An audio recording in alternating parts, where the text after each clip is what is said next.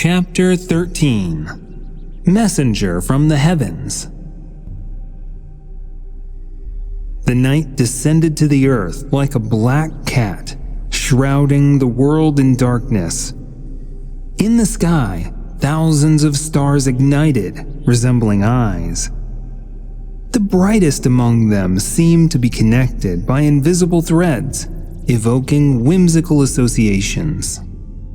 Here is the Great Bear, there is the constellation of Leo, and there is the bright star Sirius, marking the nose of the constellation Canis Major.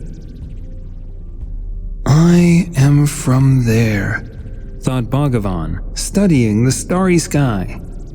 Next to Sirius, the constellation Orion burned. Further, other zodiacal constellations came into view. Gemini with bright stars, Taurus with the bright Aldebaran, signifying the eye of the bull. Although stars and planets are physically far from us, they determine our destinies, thought Bhagavan, contemplating the sky. Yes, that is true, responded Kuthumi to his thoughts. At that moment, Kuthumi sat in a yogic posture, immersed in meditation. Your birth is not a coincidence. You were born precisely when the two distant planets, Uranus and Pluto, aligned in the sky. This unique alignment occurs once every 120 years. It vividly reflects your spiritual name, Bhagavan, added Kuthumi. What does this alignment represent? Asked his disciple. Uranus is the highest knowledge, entirely new, overturning all old notions, and Pluto is a tremendous magical power, influencing the masses of people. Therefore, you will bring this knowledge to the world, to all the people of Earth. This is indicated by the fact that this alignment is in your 9th house, the house of teaching, missionary work. But many people born in the same year as me can have this alignment. Why will I be the only one to manifest it? It is because, answered Kuthumi, only one person on Earth expresses this alignment in its highest spiritual manifestation. Others express it in science or simply on a mundane level. Life is always distributed like a pyramid. There is only one peak, and the base is vast. Not everyone can fully express divine knowledge. But God is in everything, objected Bhagavan. Yes, that is true, his master responded majestically. But God is present in everything in varying quantities and qualities, as the world is not homogeneous. It is diverse. For example, in a sacred place, the power of God is greater than in an impure, decaying place, although He is present in both. Furthermore, in a sacred place, He manifests His constructive aspect, while in a decaying place, the destructive.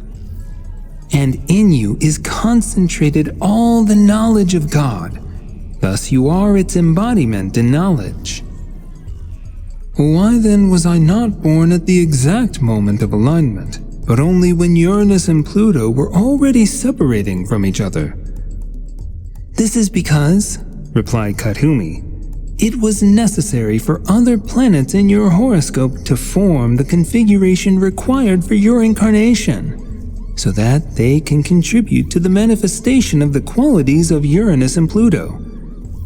In your cosmogram, this is primarily the sextile between Uranus, Pluto, Neptune, and Mercury in conjunction with the Moon. All of this is not accidental, as the conjunction itself cannot manifest without the involvement of other planets, and the cosmos chose the best moment for you to appear.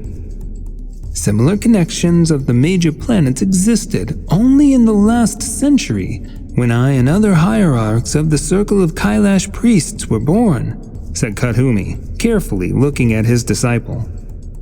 I know that the alignment of Uranus and Neptune in Capricorn will occur in 1993, Will the great soul be born on this planet at that time as well? Asked Bhagavan. Yes, exactly. It will be so, replied his master. And then the embodiment of divine love will be born. This person will continue the great work you have started, but he will continue it not very soon. It will happen only in the next century. How rarely great souls visit this unfortunate earth, Bhagavan said with compassion. Yes, that is true, sympathetically confirmed Kadhumi. But you did not come here alone. Many bright souls of disciples have incarnated with you, who will be the first to accept the teaching of the circle of Kailash priests and spread it worldwide to save it from destruction, to free millions of still imperfect beings sent to this earth to work out their evil karma. In the night sky, the full moon was rising, illuminating the trees and rocks with its milky light. Everything around took on whimsical shapes, casting faint lunar shadows on the ground. I will surely save all people, Bhagavan thought with tears in his eyes, and his heart was filled with unearthly love for the whole world.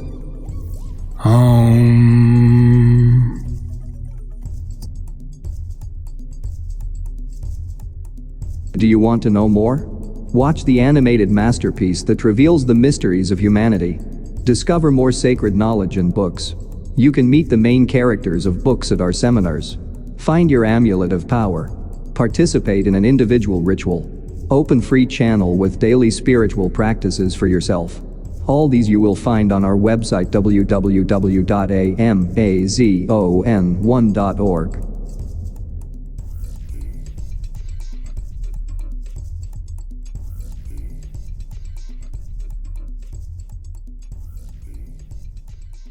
In our extreme times, when the fate of the entire planet is at stake, it is crucial for the knowledge of angels and benevolent spirits to spread as quickly as possible, globally, and reach thousands of people.